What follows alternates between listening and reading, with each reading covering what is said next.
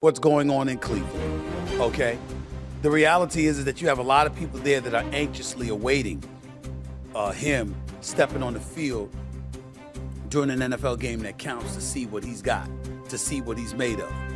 To rehash his story just a little bit, Shedeur Sanders, initially coming out into the draft, projected to be a top 2 or top 3 quarterback taken in the draft, fell to the number 144th pick overall, a 5th round pick.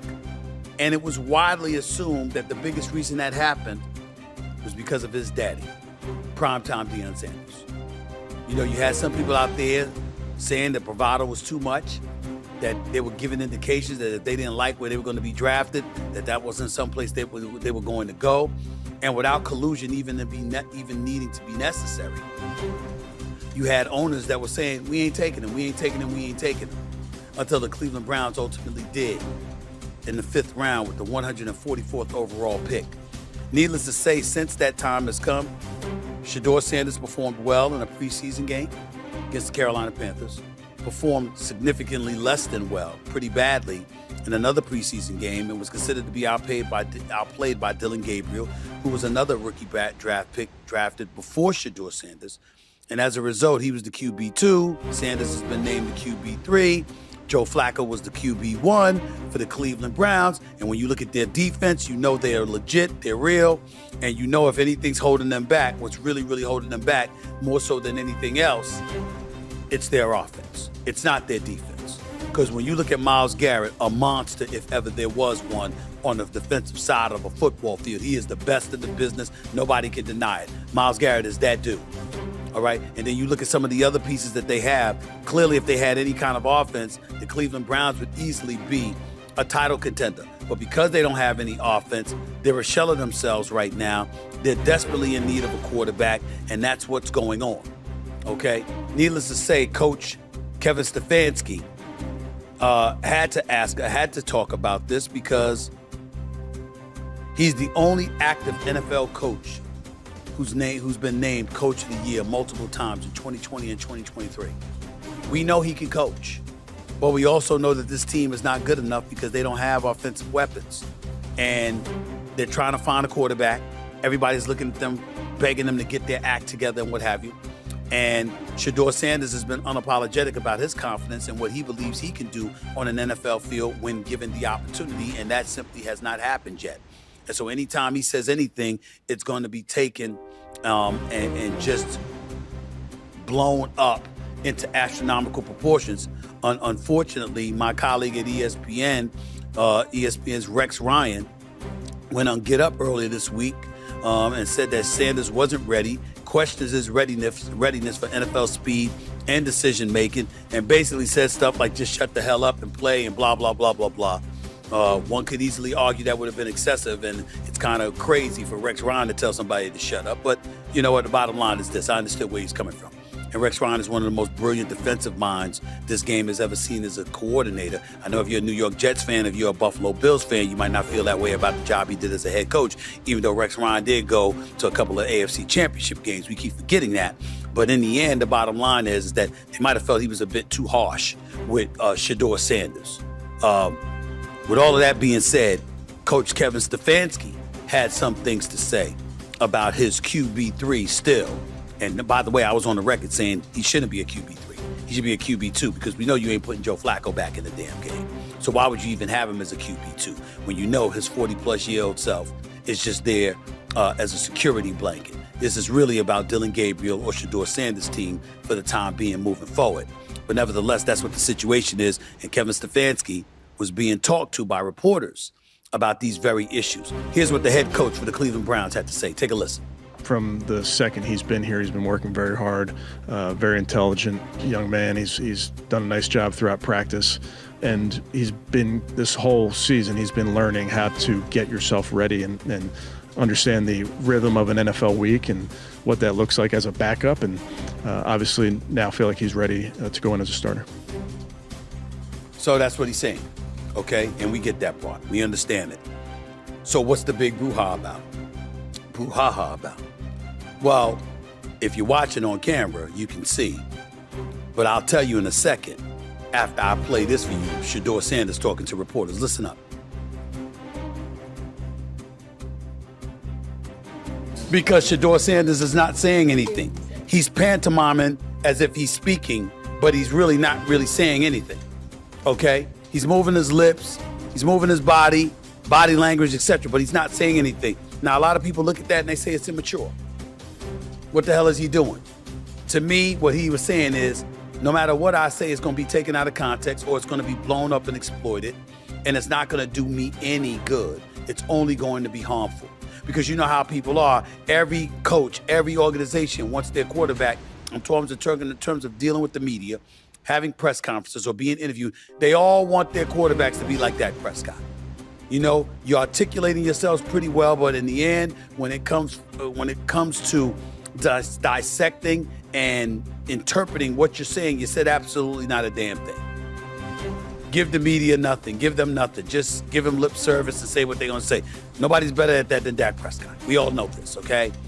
So that's what they want from Shedeur Sanders. Here's what I would say to y'all. Fair enough. If you are Shedeur Sanders, I want to say, I think the young brother's smart. He's only 23 years of age. He is smart. He is talented. He is accomplished. Jackson State and then ultimately Colorado, and what we saw him do on a collegiate level at both programs was very impressive. We can't deny that. We can't deny his poise under pressure and what he's capable of delivering. His ability to learn, adjust, adapt, and ultimately grow. And the pedigree is definitely unquestionable. His daddy may be the greatest athlete we've ever seen in American history. I mean, we could throw Bo Jackson out there, we could throw a few others out there, but how can we definitively say we have seen a greater athlete than primetime Deion Sanders? As a football player, as a baseball player, as a football player playing the cornerback position, plus being a wide receiver, plus being a kick returner, a punt returner, the man was sensational. He was box office, he was spectacular, and he talked that smack and he backed it up. He had that swag, that bravado, and he backed it up. And nobody will deny it. Oh, by the way, the San Francisco 49ers couldn't beat the Dallas Cowboys led by Troy Aikman and Michael Irvin and Emmitt Smith. And then they got primetime Deion Sanders, coincided with the same time that Jerry Jones got rid of Jimmy Johnson, and San Francisco beat the Dallas Cowboys in an NFC Championship game. Then they turn around. After winning the Super Bowl in San Francisco, Jerry Jones goes and he gets prime time away from San Francisco, brings him to Dallas, and Dallas turns around and wins the damn Super Bowl with prime time. So he helped San Francisco overcome their doldrums against the Dallas Cowboys, going from Atlanta to San Francisco, helping Steve Young and those boys win a Super Bowl championship, Jerry Rice included, and then after doing that, departing from them, joining the Cowboys, and then beating those same dudes he had helped win the Super Bowl the year before. That's prime time we talking about here. That's prime time we talking about here. Who is unquestionably one of the greatest athletes in American history, if not the world. And an absolute winner, absolute spectacular. That may not be his son, but that don't make his son a scrub. Here's what it does make his son, however. It makes his son an individual that needs to be aware of his circumstances, needs to be aware of the fact that you are primetime Deion's son. And you got to watch what you say. You got to watch how you carry yourself. You got to watch everything you do. I didn't say it was fair. I didn't say it was fair at all. But it's reality.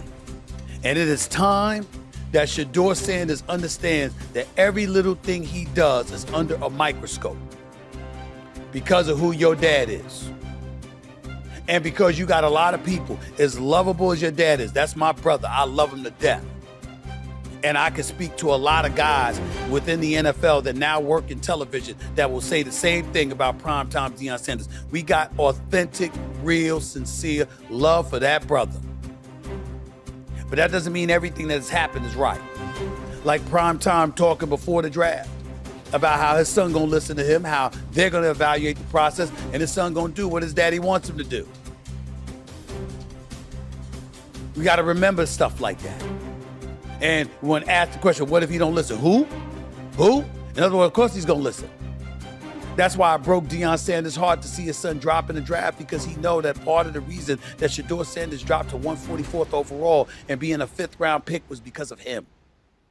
Because you had not the NFL community per se, but you got some owners out there.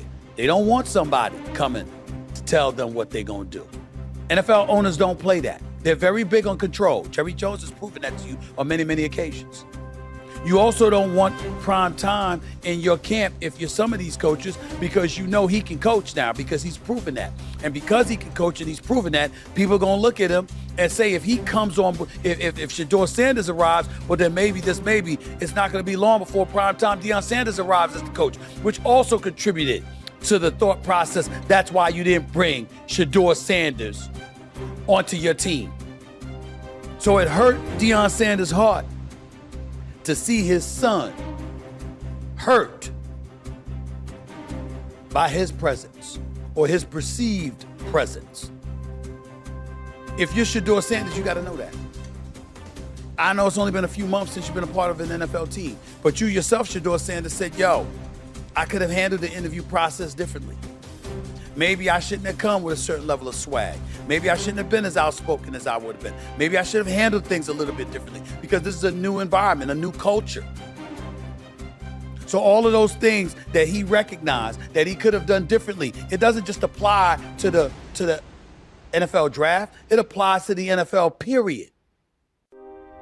When you pantomiming and, feigning as if you're talking and saying nothing and stuff like that, some people could look at that and say, that's an extra tool that you're utilizing to bring attention to yourself. Why don't you just focus on getting on the damn field?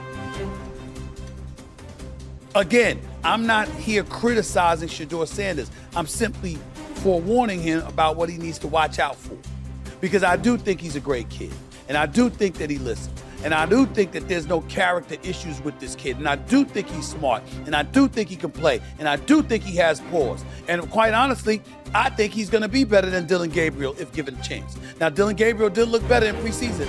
Got the ball out of his hands quicker, knew where he was going with the football, seemed a bit more decisive. And what he did against the Eagles as opposed to what Shedeur Sanders did against the Carolina Panthers. So we got to take all of those things into consideration. Plus, but we also have to remember that Dillon Gabriel's approaching 25 years of age.